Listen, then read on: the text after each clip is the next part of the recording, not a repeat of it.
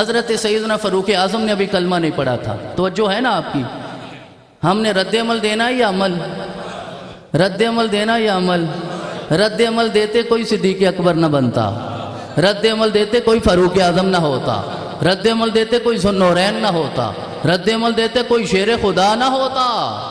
مولا بیٹھے تھے نا اپنے دشمن کے سینے پہ چڑھ کے، اس بدتمیز نے جب آپ کی طرف تھوکا تو آپ نے اپنے تلوار اور ہاتھ کھینچ کے نیچے اتر کے کہا، مجھے اس سرور نے تربیت دی ہے کہ ہم رد عمل نہیں دیتے، عمل پیش کرتے ہیں، کیونکہ اب اگر میں تیری گردن اڑاتا تو یہ سمجھتا میں رد عمل میں کر رہا ہوں، میرا تو ایک ایک عمل اپنے رب کی رضا کے لیے ہوتا ہے۔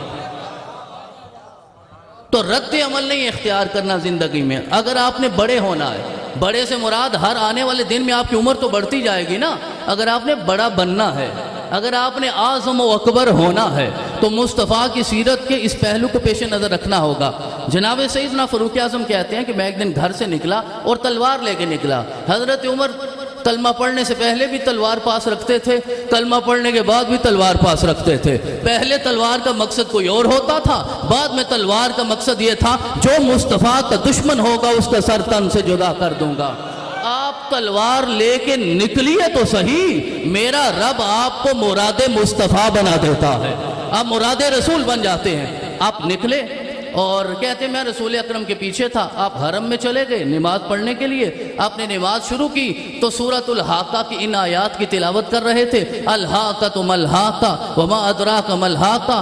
آج قاری عبدالخالق صاحب نے تلاوت کی تو کتنا خوبصورت منظر بن گیا، اگر حضرت عبدالرحمن السدیس تلاوت کریں کتنا خوبصورت منظر ہوتا ہے، قاری عبدالباسط تلاوت کریں کتنا خوبصورت منظر ہوتا ہے۔ قرآن عزیز یہ کہتا ہے جب صاحب زبور حضرت داؤد علیہ السلام قرآن پڑھتے تھے، پرندے فضا میں ٹھہر کے سنتے تھے، پہاڑ جھومنے لگتے تھے۔ صاحب زبور زبور پڑھے تو یہ شان ہوتی ہے، جب صاحب قرآن قرآن پڑھتا ہوگا تو اس کا مقام کیا ہوگا۔ تو حضرت فاروق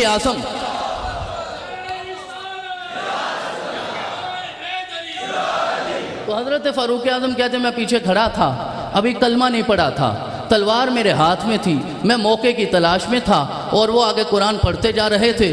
کہتے ہیں قرآن پڑھتے پڑھتے میں سن رہا تھا تو میرے اندر ایک خیال پیدا ہو گیا، پھر عرض کروں گا رد عمل نہیں عمل پیش کرنا ہے۔ رد عمل دیتے رہے تو آپ پھر کامیاب ہو گئے ہیں۔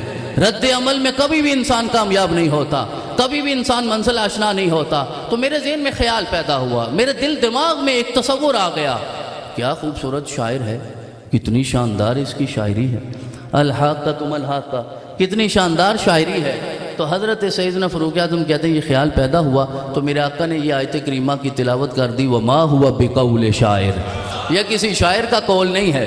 کہتے ہیں پھر میرے ذہن میں خیال آیا، نعوذ باللہ ثم نعوذ باللہ، یہ کاہن بھی ہے، اسے اتنا بھی پتہ چل گیا کہ میں سوچ کیا رہا ہوں، شاعر تو ہے ہی، کیا یہ کاہن بھی ہے؟ تو میرے آقا نے یہ تلاوت کر دی، ولا بقول کاہن، یہ کسی کاہن کا قول نہیں ہے۔ کہتے ہیں پھر میں خاموش ہو گیا، خیال ہی ماں ہو گئے، ختم ہو گئے سارے تصورات۔ اب میں کیا سوچ سکتا تھا کہ شاعر کہتا ہوں یہ کہتا ہوں ما ہوا بقول شاعر، کاہن کہتا ہوں یہ کہتا ہوں ولا بقول کاہن، پھر آخر یہ کلام کس کا ہے؟ تو میرے آقا نے تلاوت کی، تنزیل من رب العالمین، یہ تو رب العالمین کا فرمان ہے۔ اب میرے آقا سب کچھ جان چکے تھے، اس لیے آقا ان آیات کی تلاوت فرما رہے تھے، لیکن میرے آقا نے پھر بھی کوئی رد عمل نہیں دیا، بلکہ وہ گھر سے تلوار لے کے نکلے۔ وہ عمل تھا فاروق اعظم کا، ادھر میرے آقا کا عمل یہ تھا کہ آپ نے کعبے کا غلاف پکڑا، کہا مولا اسے میری مراد بنا کر دین اسلام میں داخل فرما دے۔ تو حضرات گرامی، زندگی میں کامیابی رد عمل سے نہیں ملتی، عمل سے ملتی ہے۔ بہت